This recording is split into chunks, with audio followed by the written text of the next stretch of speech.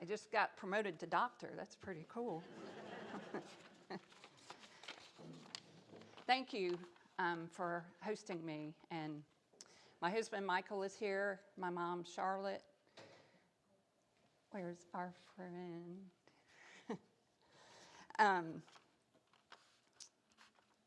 I love your opening hymn, which kind of encapsulated my talk, and your traditions and foundations is very much inclusive in what I do. So thank you again for having me speak. Tell me a story. 4 of the most powerful words in the English language, or any language, I suppose. As you know, I'm here today to offer at least a glimpse into life before death. I'm in my 13th year of working with dying people and their families. At work, we sometimes joke that we have seen it all, and then along comes something else that challenges us once again. One story was from 8 or 10 years ago, and we had a patient named Charlie. It's not his real name, and he was about 25 years old. His only caregiver was his father, Pete. And Charlie got dealt a bad hand while he was in high school. He was diagnosed with Huntington's disease, which is basically nerve cells in your brain that go awry. So you get these involuntary movements in your arms and legs that you can't control, and you can have changes in your personality.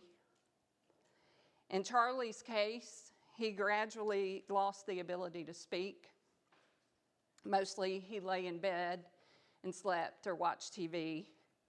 He had these incredible facial expressions, and he could get frustrated at us when we couldn't understand him. His dad was better at understanding his needs. His dad, Pete, dealt with his anger by telling us about all the people he chewed out at the hospital or beat up when his son went there. And I didn't know if his strongman stories were true or not, but I did believe that he was trying to take control of a tough situation that was very much out of his control. In addition, Charlie and Peter were quite poor financially. I can't remember if Peter ever worked, and he certainly was not able to work because taking care of his son was a 24/7 job. He often told me about guns or other things that he had to pawn to make ends meet. Columbus Hospice supplies monthly food boxes to people in need, and they got one. It's not much, but it helps. But they were rich in other ways. As for how Peter dealt with his son, he bowled me over with his tenderness. He tried to meet his every need, from wiping his brow to rubbing his legs. I will never forget this father-son pair. And I wonder, through the years, what has happened to Pete.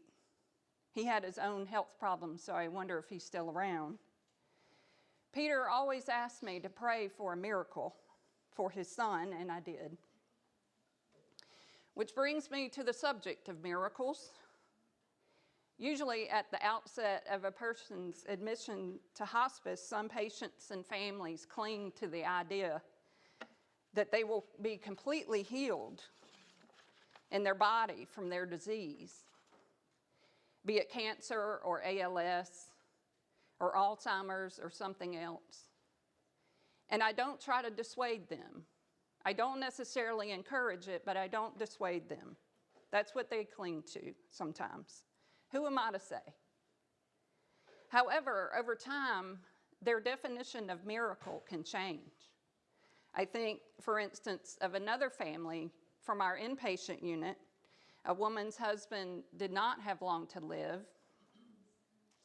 He had just come off dialysis, which is about a 2-week or so window. So their adult sons visited, and they got in bed with their dad. And as they looked through photo albums and other picture memory books, he was completely clear. And these are the types of miracles I see.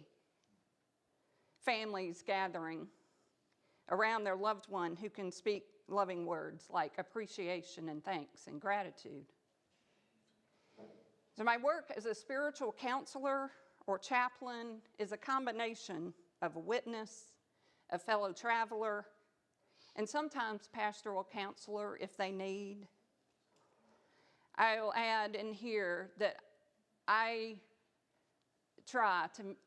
want to meet them where they are spiritually, whatever their tradition or no tradition at all. I identify as Christian, but I come to them as a fellow human being first. I work with a team, a nurse, a social worker, a CNA, those who take care of the bathing. I'm a witness in that I am somewhat removed from their lives. I'm with the patients and the families for as long as we have them. I want to know them as a whole person, not just someone with a disease.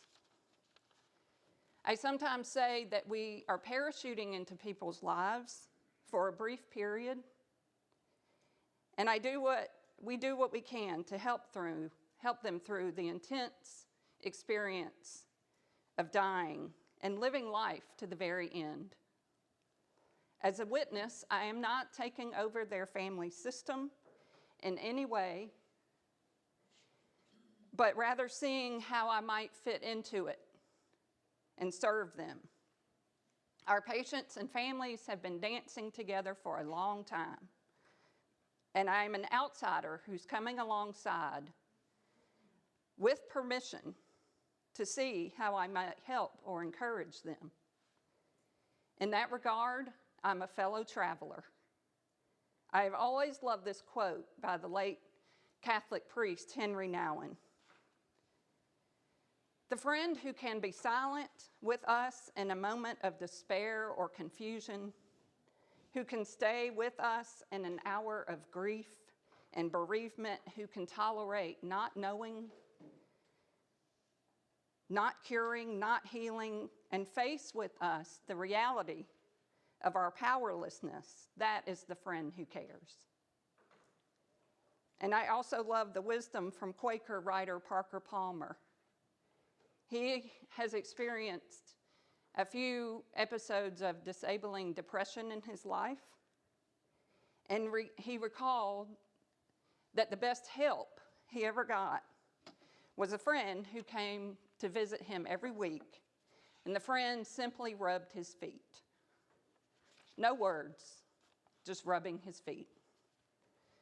So I often challenge myself to figure out, at least metaphorically, what rubbing someone's feet might look like. Except in circumstance, I don't see myself as different from my patient. I am not above them, or see myself as some sort of spiritual guru coming in to tell them how they should manage.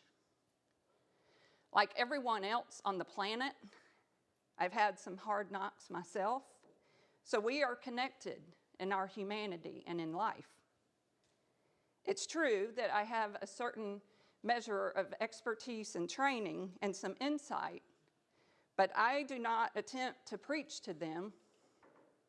God knows I'll leave the preaching to the preachers. Sometimes, in fact, patients and I have long periods of silence together. Silence, as you know, can be a powerful thing. One night this past summer, I got the call at 2 a.m. that our teenage patient had died. And I got to the house, and the best thing I could do was crawl in his mom's bed and hold her hand while she cried. I've had to get better at silence through the years because, as was mentioned, I'm a former reporter. So I was accustomed to asking questions of people. So I have to monitor myself to allow for this quiet or statements of observation rather than peppering people with questions. For instance, what can really be said to that grieving mother? Or to a person who just told you that she was hurt as a child, and now she has stage 4 cancer, and she's buried 2 children. There is no explanation for that. Or any spiritual platitude that could provide some relief. You've heard them. You'll get your reward in heaven. Or God has a plan. Or possibly my all-time favorite, everything happens for a reason. To which I want to scream, okay, what's the reason? Being a fellow traveler also means this: I am privileged to experience all the richness of humanity, which is also contained in me and each of you. I've seen that terminal illness only makes those colors brighter, more vivid. Here's what I mean: anger, bitterness, guilt, resentment, fear, joy, gratitude, they're all there in both the patient and their loved ones. I once had a patient in a neighboring county who identified as a person of faith. Jeff was in his 50s and had ALS. Pardon my French, but it really sucked. I hate ALS. It robs every part of you but your mind. One day he was active and working and independent and playing with his young granddaughter, and then boom, a bad diagnosis. His mother was alive and often drove out to help him, which in some ways he appreciated, in some ways he resented. Jeff was often mad at the situation and not really anyone in particular, and I did not blame him in the least. His mother felt angry and resentful too, facing the death of her only son. If you have a body, you are entitled to the full range of emotions, says the writer Anne Lamott. And I often find myself helping people name the sense of injustice that Jeff felt. If you're a person of faith or no faith or somewhere in between, you may have asked, where is the benevolent part of the holy? Why do children get cancer? Or healthy men in their 50s get ALS? It's a fair question that must be honored when someone asks it. If what we call God is love, where is the love when I get a crappy diagnosis? If I'm honest, I've wondered about this justice and unfairness at times myself. Life is an unanswered question, said the playwright Tennessee Williams. But let us still believe in the dignity and importance of the question. My ALS patient, Jeff, wanted to work on what to do with all that anger and his sense of betrayal from what he believed to be a loving God. There can be a variety of choices, some healthier than others. Did he want to keep lashing out at his mom, or maybe hold back in that desire to lash out and recognize his anger but deal with it differently? Sometimes his mom got upset with him too. But of course, none of it was personal. They were just mad at the situation. From my own faith perspective, God is big enough to hold all of our questions and rantings and anger, all of it. God is also human enough to suffer with us and for us. I had another patient in her 90s who was very anxious, so she filled up a ton of those coloring books to deal with it. She couldn't do much from bed, but she was still able to read and make art thanks to about 100 coloring pens and books. So what do people want when they near the end? I can turn that around and ask it now. What do you want? What do I want? Most people I meet want some form of the following: that they meant something while on this earth, and that they want to know their loved ones will be okay, that they'll carry on. To the former, they are generally not concerned about trivial things like the latest fashion or celebrity news. They take a wider and deeper reflective view. If they didn't know what mattered before, a terminal diagnosis makes them find out quickly. If the person worked in a career or job, they want to know, did I make a difference? Will people remember me? And with their closest loved ones, has everything been said? In hospice, we believe that the sense of hearing is the last sense to go. So I encourage family members to keep talking to their loved one, even if they're asleep or unconscious. I can recommend a great read on this. A surgeon named Atul Gawande has written several books, and one is Being Mortal. As a surgeon, he's at least a couple of steps removed from hospice care, but he's followed enough terminal patients to know what his patients and he himself grapple with. Here's a bit of wisdom from Dr. Gawande. In the end, people don't view their life as merely the average of all its moments, which, after all, is mostly nothing plus some sleep. For human beings, life is meaningful because it is a story. A story has a sense of a whole, and its arc is determined by the significant moments, the ones where something happens. Measurements of people's minute-by-minute levels of pleasure and pain miss this fundamental aspect of human existence. A seemingly happy life may be empty. A seemingly difficult life may be devoted to a great cause. We have purposes larger than ourselves.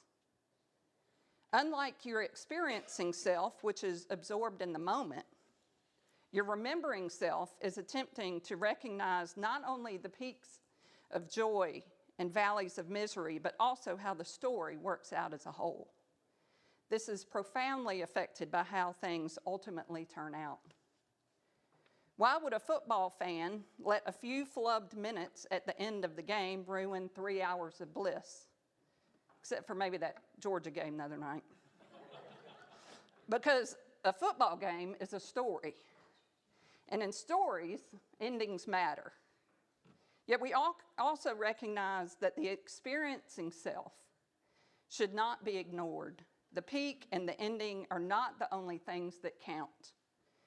In favoring the moment of intense joy or steady happiness, the remembering self is hardly always wise. So it's both. Most people want to live well and make meaning, and therefore die well and have it mean something too. They want to die with a sense of self, with things like integrity and honesty and telling the truth, even if it's not pretty sometimes. They want to tell us their stories. We honor them by listening. Amen. Thank you.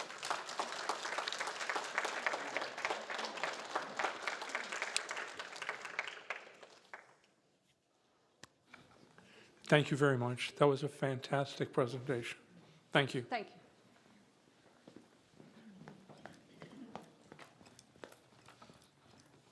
Last year for Christmas, our grandson gave us this, each of us separately, these Tell Us About Your Life books. And it has all kinds of questions, and we really haven't opened it yet. So we may go home and do that. It sounds like a fun exercise to do with your spouse or with your family. And anyway, I'd have loved to have that from my mom and dad. So I'm going to do it now.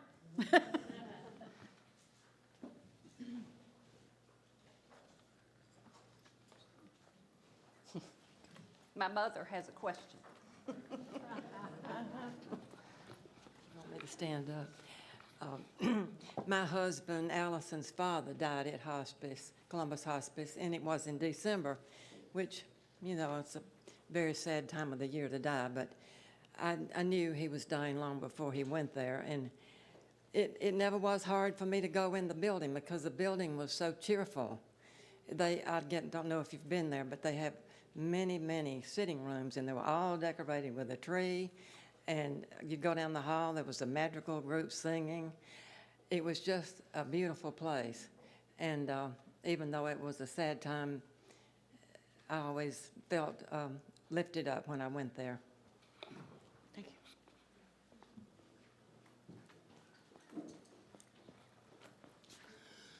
Yeah, I was just wondering if you found that a lot of people on their deathbeds get religion. The question was if a lot of people on their deathbed get religion. I mean, sometimes, I mean, and for me, if they do, I want it to come from them and it's not coercion or anything like that. But I have baptized people. Maybe it's been something they thought of for a long time, but I think the religious part is broader. Like I was saying, they really want to make amends, wrap things up with the people that they will not be seeing anymore on this earth. They get they're on a deadline, so they want to make meaning more so than I've seen someone wanting to convert to something. I mean, typically, they come to us with that pretty well formed. It depends on the age, of course.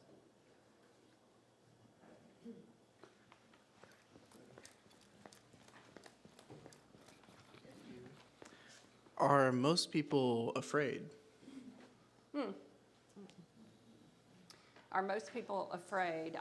I think probably at least half. And I really honored my friend. I say he's my friend. The patient who had ALS. I'm not there to talk him out of his fear or his anger. I mean, maybe I help him work through those things, but sure. It's something, of course, most of us haven't been through before. We don't really know what's to come. So there can be, not always. It's a good question. Allison, you mentioned the spectrum of persons of faith and those who have none. Do you get many in the actual hospice house who profess to have no particular faith but still want to have you come and be with them or speak with them? Yeah. So my day-to-day life is going out to people's houses. Sometimes, well, it depends on the situation. I will see them at the hospice house, and it's called a plan of care, a face sheet that gives basic information, and sometimes it'll say no religion, but I'm supposed to call them anyway, and I introduce myself as a chaplain, but I also make clear that I want to be where they are, so that might mean we're working through their intense emotions or something else they want to talk about. We could talk about that Georgia Tech game. Whatever they, so there is sometimes twofold. One, you're a chaplain, so you must have an agenda. Two, oh no, here comes the chaplain. I'm dying next Tuesday. So there's some fear, and that's a loaded word, and hospice is a loaded word too. But I try to at least say I'm a chaplain, but wherever you are is where I want to be. I was a dialysis patient for a year and a half, and I'm here through wonderful gift of life with organ donation. So first, I want to thank you. You mentioned being a witness to those patients and what they're going through. I was fortunate enough to have that with my dialysis nurses. They're, fantastic. My question is, I know that the Kubler-Ross stages of grief that research has continued, and that now they're finding there's an 8th stage, and it's finding meaning. And you talked about that. I was wondering for perhaps for the patients, but perhaps even more so for the family members, does hospice provide that time for them to find meaning? Sure. I mean, if we're fortunate, we have a period of time with them. I've had people on for as long as 3 years. So to me, that's sufficient time. Unfortunately, sometimes we'll get somebody one day and then they're gone the next. Various reasons for that. Yeah, so at the outset of the admission, we do start talking about those kinds of things. As far as Kubler-Ross, I mean, to me and others, I mean, she was before her time, but I think since people think of it as less linear. I think of it like a bowl of spaghetti, grief, because many of you have been through a grief process, but one day you're in anger and then the next minute, but that's a good point about making meaning, and that's what I think the family with the scrapbooks, they were doing, and if, like I said, if we're fortunate, we have them for longer than a day or two. My mother and father died within 5 weeks of each other. It was pretty rough on the family. And I want to say that they were both in hospice months prior to their death and during their death, and there for the family after the death. Just want to say thank you.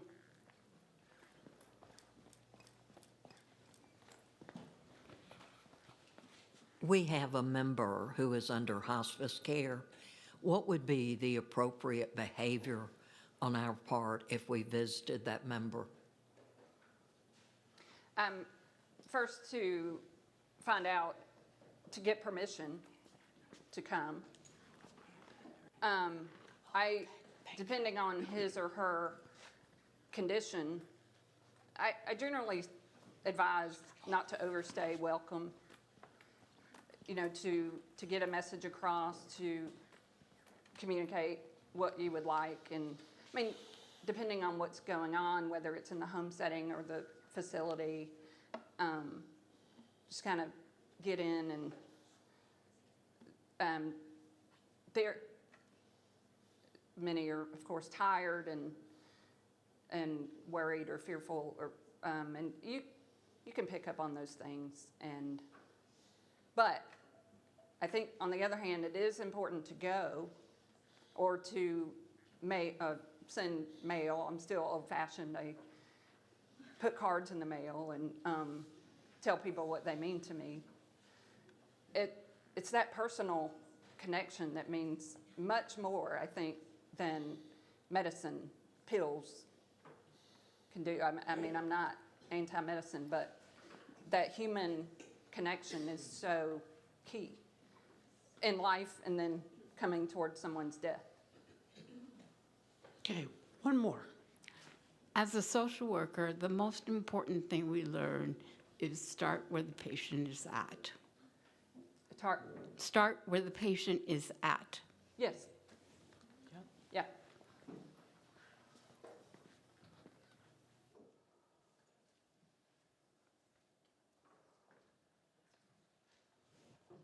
I think